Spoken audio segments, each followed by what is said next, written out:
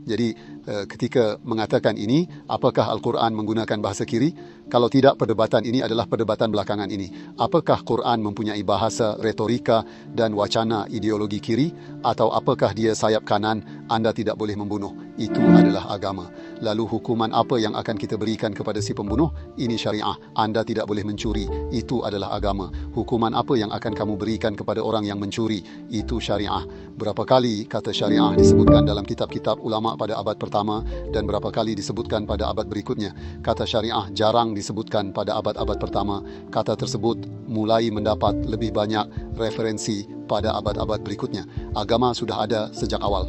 Agama di semua buku. Namun kemudian kata syariah mulai lebih sering disebutkan di berbagai wilayah. Kami memahami bahwa masyarakat menghasilkan data hukum di bidang yang mereka butuhkan, dan atas nama ini syariah.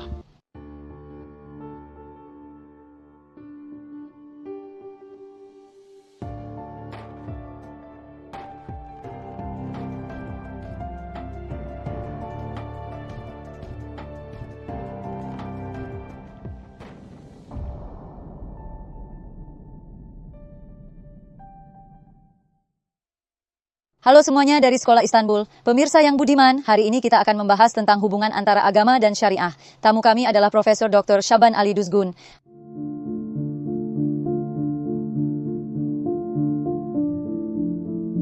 Halo Guru, apa kabarmu? Halo, terima kasih. Anda? Terima kasih banyak. Semoga Tuhan memberkatimu. Terima kasih. Pak, kami ingin bicara tentang hubungan antara agama dan syariah. Sebenarnya Anda punya judul yang Anda sebutkan di buku teologi sosial Anda di tahun 90-an. Anda bilang agama itu Mekah, syariah itu Madinah. Kami sebenarnya ingin bertanya dalam kerangka judul ini, sebab hubungan antara agama dan syariah saat ini sedang menjadi bahan perdebatan. Ini jelas bukan diskusi baru. Ini adalah masalah yang terus terjadi sejak saat itu. Bagaimana Anda melihat ini? Bagaimana Anda menilainya? Hal ini membuka perdebatan melalui budaya populer baru. Kami telah berkembang menjadi sebuah slogan yang sebahagian disebabkan oleh polarisasi politik dan ideologi Turki. Dengan kata lain, isu ini telah melampaui apa yang seharusnya menjadi isu akademis. Oleh karena itu, secara historis, bagaimana kata syariah dan kata agama digunakan oleh para ulama disebutkan dalam Al-Quran, kedua kata tersebut disebutkan. Apa konteks dan hubungan mereka?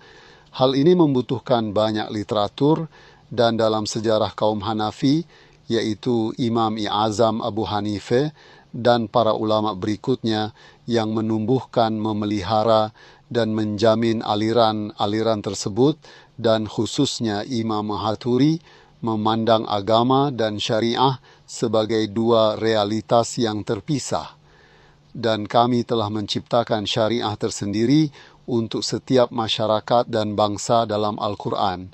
Sebagai unsur perbedaan dalam ekspresinya, perbedaan-perbedaan tersebut, baik dalam ibadah maupun hukum, di mana terdapat perbedaan, syariah, persamaan, kesatuan, di mana terdapat komitmen kolektif terhadap prinsip yang sama, agama ditonjolkan di mana terdapat kekekalan, di mana ada stabilitas, di mana agama dibedakan, syariah sejenis hukum ditonjolkan. Hanafi dan Maturidi kita melihatnya dalam tradisi. Ini juga yang akan diingat oleh teman-teman kita yang menonton. Hal ini juga terlihat dalam pembedaan yang dibuat oleh Arnold Toynbee antara Islam Utara dan Islam Selatan. Karena apa yang Anda sebut syariah pada akhirnya adalah praktik budaya dan geografi. Jika praktik-praktik ini sudah ada sebelum agama, dan agama datang dan menempatkan praktik-praktik tersebut dalam kerangka yang sah dan menerapkannya untuk semua orang, jika ditentukan sebagai sebuah kode, kita akan menghadapi masalah sekunder dan tersier seperti apakah wilayah geografis yang berbeda mengadopsi kode tersebut, apakah negara tersebut menerapkannya atau tidak, atau apakah kode tersebut sesuai dengan wilayah geografisnya masing-masing. Mengapa syariah berlaku di Islam Selatan? Sebut saja wilayah Hijaz, Arab. Arnold Toynbee menyebut pemahaman Islam terbentuk sejalan dengan Islam Selatan di Arab Saudi dan Kairo. Ada pemikiran yang mendasar di sini yang dibangun dari atas, dan setiap orang serta semua geografi selaras dengan hal tersebut. Nah, jika syariah yang menjadi pemikiran pendiri ini adalah syariah yang didirikan di wilayah Hijaz, maka Anda berada di Asia Tengah. Jika Anda mencoba menerapkannya di Asia Tengah atau geografi manapun di abad ke-21, maka prinsip perbedaan adalah hal yang esensial dalam syariah. Kali ini akan dibayangi. Oleh karena itu, garis ini bukan sekedar pembahasan akademis tentang syariah dan agama, melainkan perbedaan budaya, yaitu berbeda bangsa, Turki, Iran, Indonesia, Malaysia, Bosnia, Mesir, masing-masing mempunyai budaya yang sesuai dengan kebutuhan. Geografi yang diharapkan oleh geografi mereka dari mereka. Produksi ini mengatur hubungan ekonomi, menetapkan sistem hukum, atau menetapkan sistem politik. Ada perbedaan dalam semua ini. Tentu saja ada perbedaan. Oleh karena itu, dimanapun perbedaan tersebut ada, maka akan terwujud di ruang publik, dan ruang publik berbeda dimanapun. Namanya syariah, tapi Maturidi tidak mengaitkan syariah ini hanya dengan hukum. Ia juga memasukkan ibadah di dalamnya. Umat Kristiani, Yahudi, dan Islam mempunyai doa yang disebut dengan ibadah. Tetapi mereka berbeda satu sama lain. Ada yang berpuasa namun berbeda satu sama lain. Apa prinsip kami? Daerah di mana terdapat perbedaan, daerah yang mengalami perubahan disebut daerah syariah tradisi Hanafi Maturidi. Perubahan ini juga terlihat dalam doa, hal ini juga terlihat dalam praktik hukum. Bidang yang disebut agama tidak terbentang dari Nabi pertama hingga Nabi terakhir. Artinya sekarang ada perbedaan seperti ini. Lihat, ras keturunan Nabi Musa berbeda-beda. Bahasa yang dia gunakan berbeda. Bangsa Arab, yaitu wahyu yang diturunkan kepada Nabi SAW, mempunyai ras dan bahasa yang berbeda-beda. Mereka yang datang kepada Yesus mempunyai ras dan bahasa yang berbeda. Ada perbedaan ras dan bahasa bahkan di antara para nabi. Dengan kata lain, terdapat perbedaan berdasarkan suku dan bahasa, tapi mereka semua adalah nabi. Begini, bahasanya berbeda, basis etnisnya berbeda, tapi agama adalah hal yang konstan yang kami definisikan sebagai suprastruktur yang mengatasi semua perbedaan ini. Itu tidak berubah. Dengan kata lain, meskipun agama lebih komprehensif dan berada pada tingkat yang lebih tinggi, syariah ibarat sebuah kerangka yang dilihat dari cabang-cabang yang memisahkannya. Katakanlah begini, lebih bisa dimengerti. Misalnya, jangan membunuh adalah agama. Lalu hukuman apa yang akan kita berikan kepada si pembunuh? Ini syariah. Jangan mencuri adalah agama. Hukuman apa yang akan kamu berikan kepada orang yang mencuri? Itu syariah. Sekarang kita melihat bagian di mana terdapat perbedaan. Saat ini pun ada perbedaan, tapi Anda tidak akan mencuri agama. Baginya, agama sama dengan moralitas, karena tidak ada perubahan prinsip moral. Nah, kalau bicara judul, kenapa kita tulis judul Agama itu Mekah, Syariah itu Madinah di buku Teologi Sosial? Mengapa agama itu adalah Mekah? Jadi, ketika kita mengatakan agama, apa yang terlintas dalam pikiran kita pada periode Mekah, apa yang terlintas di benak kita saat mengatakan Syariah itu Midini? Anggap saja tanpa menjadikannya terlalu canggih atau rumit. Kebebasan periode Mekah, dunia yang dibangun berdasarkan kata dunia yang dibingkai, tidak ada ruang publik di Mekah. Di Mekah ada kata kebebasan, di Madinah ada peralihan ruang publik dan ada kata keadilan. Dengan kata lain, Mekah membangun dunia yang diorganisir dengan kata kebebasan dan Madinah tempat ruang publik berada dengan kata keadilan. Maka kita perlu membuka kata kebebasan. Jadi mengapa ada kebebasan di Mekah? Kebebasan yang tidak bebas ini mungkin merupakan kebebasan ekonomi. Kami menyebutnya properti. Manusia akan bebas dalam kaitannya dengan Al-Quran, iaitu harta benda dan harta benda. Artinya, saya tidak punya harta benda, tidak punya harta benda. Maksud saya properti dalam pengertian yang kita gunakan dalam bahasa Turki. Sebab dalam Al-Quran, kata barang digunakan sebagai kata ekonomi. Kata properti digunakan sebagai kata politik. Mulk bukan hanya sebuah kata yang kami gunakan dalam bahasa Turki. Ada ayat seperti ini. Apa yang ada di langit apa yang ada di bumi, apa yang ada di antara keduanya, dan apa yang ada di dalam bumi, semuanya adalah kepunyaan Allah. Sekarang barang milik ini menjadi miliknya baik dari segi harta benda. Dengan kata lain, jika ada seseorang yang ingin mengklaim kedaulatan atas wilayah-wilayah tersebut, jika ada kekuatan politik, jika ada sebuah kekaisaran, jika ada sebuah kerajaan, penguasa harus mengetahui bahawa periode Mekah diorganisir berdasarkan kata kebebasan. Nah, jika memikirkan kebebasan saat ini, yang terlintas di benak anda adalah bahawa individu bebas dari sumber otoritas yang dapat memberikan tekanan pada dirinya. Inilah yang kita sebut kebebasan negatif, atau katakanlah apa yang akan didefinisikan dalam kebebasan negatif, dorongan seperti apa yang ada dalam dorongan seseorang. Seksualitas adalah suatu dorongan. Keinginan untuk makan dan minum merupakan suatu dorongan hati. Nah, kebebasan manusia untuk melakukan hal-hal tersebut, yaitu kebebasan seksual, kebebasan atau makan dan minum sesukanya, juga menjadikan manusia setara dengan makhluk selain kita yang memiliki sifat binatang. Karena menyetarakan, maka kebebasan ini disebut kebebasan negatif karena belum kita serahkan kepada otoritas manusia.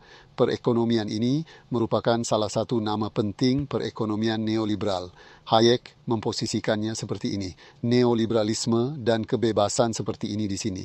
Namun, kita perlu beralih ke bagian kebebasan positif. Ada juga sisi ilahi dalam diri manusia. Dengan kata lain, ada sisi binatang dan sisi kemanusiaan dalam diri manusia.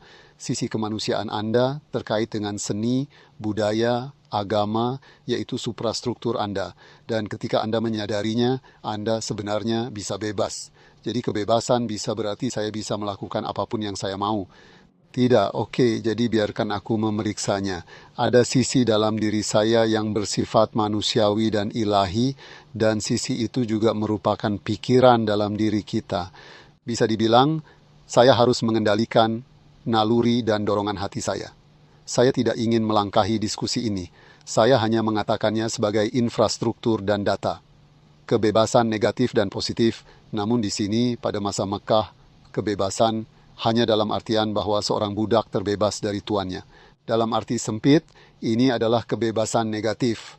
Maksudku seperti membebaskan seekor binatang karena memperbudak manusia pada awalnya saja sudah merupakan bencana. Kita menciptakan kebebasan ketika setelah keadaan alamiahnya diganggu, kita mengembalikan kekacauan itu ke keadaan aslinya. Tidak, melanggarnya adalah hal yang bertentangan dengan alam. Apa itu kebebasan positif? Kita berbicara tentang kebebasan positif dalam arti bahwa setiap orang yang hidup dalam masyarakat yang sama dapat memperoleh manfaat dari apapun yang dihasilkan masyarakat atas nama kebaikan, atas nama kemakmuran, atas nama kebahagiaan. Misalnya saja, ini adalah pernyataan yang sangat mencolok dalam Al-Quran dan apa arti sebenarnya dari ayat ini masih diperdebatkan. Lantas, ketika mengatakan ini, apakah Al-Quran menggunakan bahasa sayap kiri ataukah perdebatan ini merupakan perdebatan belakangan ini? Al-Quran adalah ideologi kiri. Apakah mereka mempunyai bahasa, retorika, dan wacana sendiri ataukah mereka berhaluan kanan? Di sini penekanannya pada konsep properti, yaitu Anda mempunyai hak untuk memiliki properti dan properti tidak dapat diganggu-gugat. Kalau dia bilang begitu, berarti agama menghasilkan wacana sayap kanan dan membelanya. Namun di sisi lain, ia mengatakan masyarakat tidak memberikan apa yang dimilikinya kepada orang yang berada di bawahnya. Karena mereka takut mereka akan setara. Dan inilah yang dikatakan oleh retorika kiri. Maka kita perlu melihatnya dengan cara ini. Dengan kata lain, saya selalu mencoba menyimpulkan kemungkinan adanya jalan ketiga ketika saya melihat ayat-ayat Al-Quran. Dengan kata lain, kita perlu mempertahankan kemungkinan jalan ketiga dengan menjauhi pendekatan reduksionis, dengan mengatakan bahwa ketika kelompok kiri mengatakan kebebasan, maka itu adalah wacana kiri, dan ketika kelompok kiri mengatakan kepemilikan, maka itu adalah wacana kanan, dan itu akan menjadi milik orang-orang ini. Al-Quran berbicara tentang memberi zakat, tetapi sebelumnya mereka bekerja untuk memberikan zakat. Itu ada ungkapan li zakati fa'ilun. Ini bukan karena mereka mengeluarkan zakat. Mereka berusaha keras untuk bisa bersedekah. Artinya ini, Anda akan memiliki properti, Anda akan memiliki properti, Anda akan memperoleh penghasilan sehingga Anda dapat memberikannya kepada orang lain. Dengan kata lain, Al-Quran mendorong manusia untuk menjadi kaya dan memiliki harta benda. Lalu apa insentifnya? Insentifnya adalah apa yang Anda miliki. Bagi mereka yang tertinggal, Al-Quran menyerukan pengampunan kepada mustaz karena mereka tidak tinggal diam secara sadar dan sukarela. Entah bagaimana, keluarga tempat mereka dilahirkan dan geografi tempat mereka dilahirkan menempatkan mereka pada posisi yang lemah. Pak, di manakah posisi moralitas dalam perdebatan tentang agama dan syariah? Karena kita bilang agama itu universal, maka moralitas juga universal. Bagaimana kita membangun hubungan antara keduanya? Itu pertanyaan yang sangat bagus. Mengapa kita melihat teman-teman yang membuka diskusi tentang agama dan syariah justru merindukan apa yang paling bermoral, apa yang universal, apa yang membawa hubungan antar manusia pada landasan yang paling tepat baik dalam agama maupun syariah. Pada akhirnya agama adalah moralitas yang disebut syariah. Dengan kata lain, kalau itu keadilan, kalau itu pencarian hukum, maka tidak adanya keadilan dalam suatu hukum sudah menjadi problematis dan menyusahkan dari segi akibat yang ditimbulkannya. Kalau tema utama, landasan utama yang mengatur keadilan dan turunannya, yaitu segala sesuatu yang berkaitan dengan masyarakat adalah moralitas, maka atas dasar moral itulah agama dan syariah akan berhenti dan membuahkan hasil. Itu sebabnya kita menyamakan moralitas dengan akal dan rasionalitas. Dan kami mengatakan bahwa agama setara dengan moralitas dan akal. Jadi, ketika saya mengatakan ini, itu adalah pandangan yang saya setujui dan itu adalah pandangan maturisme. Agama itu rasional. Dia mengatakan syariah tidak rasional. Sebab misalnya ia menghitung ibadah sesuai syariat. Solatmu bukan 4 rakaat.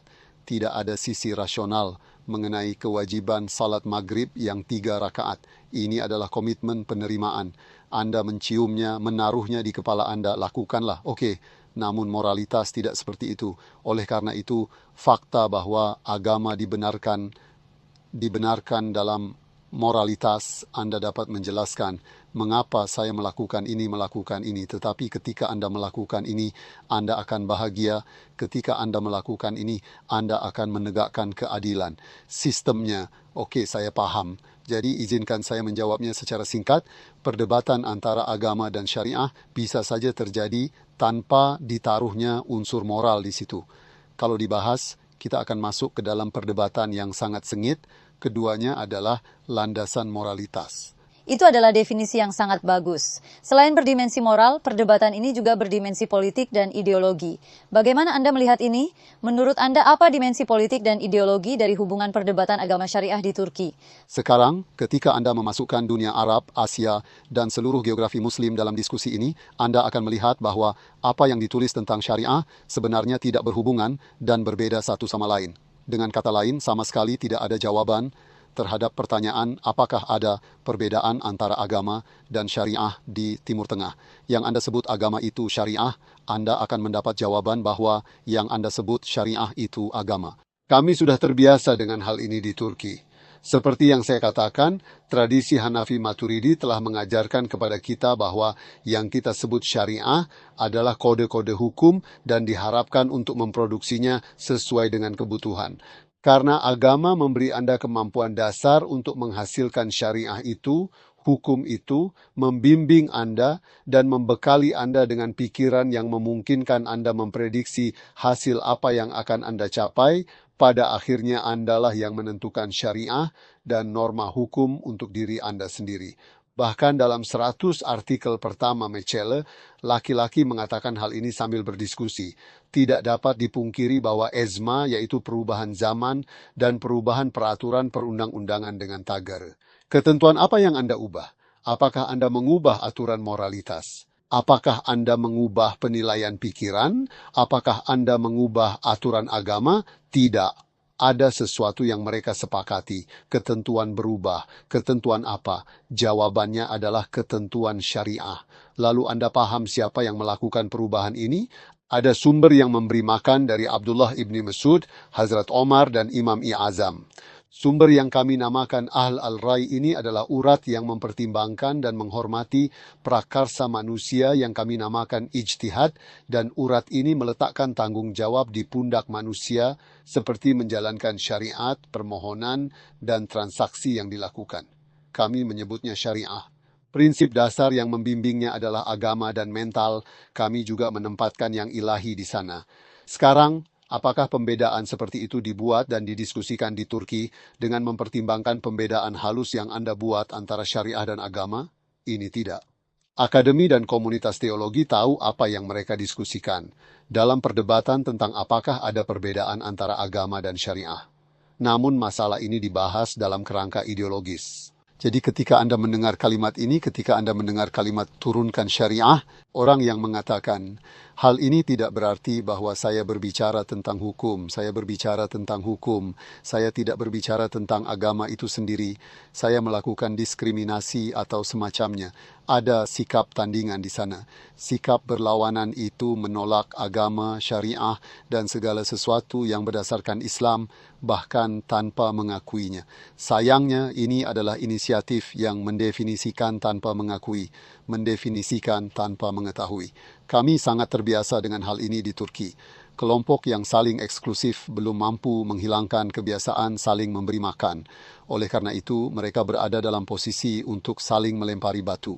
Di Turki, perdebatan mengenai syariah dalam tulisan sekuler disamakan dengan agama di sana, dan keduanya ditempatkan dalam wadah yang sama dan ditutup-tutupi.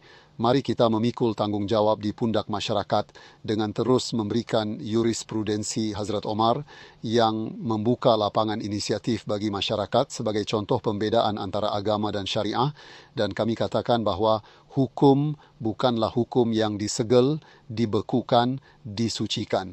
Struktur, yaitu yang saya maksud dengan penyegelan, adalah bahwa hal itu diberlakukan oleh manusia untuk geografinya sendiri 1000 tahun yang lalu. Beginilah cara Anda menyegelnya, artinya Anda memenjarakannya tepat waktu. Setelah itu akan tertutup selama-lamanya, tidak akan pernah terungkap lagi. Bayangkan seperti apa umat manusia 100 tahun mendatang, namun umat beragama akan tetap mengatakan bahwa hukum suci 1000 tahun yang lalu itu sah. Mereka akan membawa umat Islam keluar dari sejarah. Berseluncur di sana adalah cara untuk terbawa suasana, tidak ada yang lain. Makanya kalau dilihat dari ulama, Abdullah bin Mas'ud diperingati oleh orang-orang yang mementingkan akal, pendapat, yaitu pemikiran dan pemikiran manusia. Hazreti Anda akan melihat bahwa Umar dan Imam Azam mengikuti alur tersebut dengan sangat serius. Karena jika ada masalah, itu adalah masalah Anda. Ini bukan masalah manusia 1000 tahun yang lalu. Dan kehalusan, kecanggihan, pemikiran, dan struktur yang akan Anda tunjukkan dalam menganalisisnya mungkin tidak Anda temukan pada diri orang tersebut. Apa yang akan kamu lakukan? Apakah Anda akan membiarkan masalahnya tidak terselesaikan? Tidak. Oleh karena itu, memisahkan wilayah yang ada, wilayah syariah, dari struktur dasar agama sebagai cara untuk memperlancar kehidupan yang sudah menjadi adat.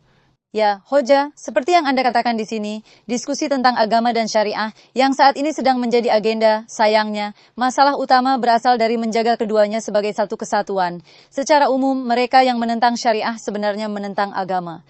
Sayangnya, kita sering menemukan wacana seperti, tidakkah kamu tahu agamamu kepada orang yang tidak tahu syariah?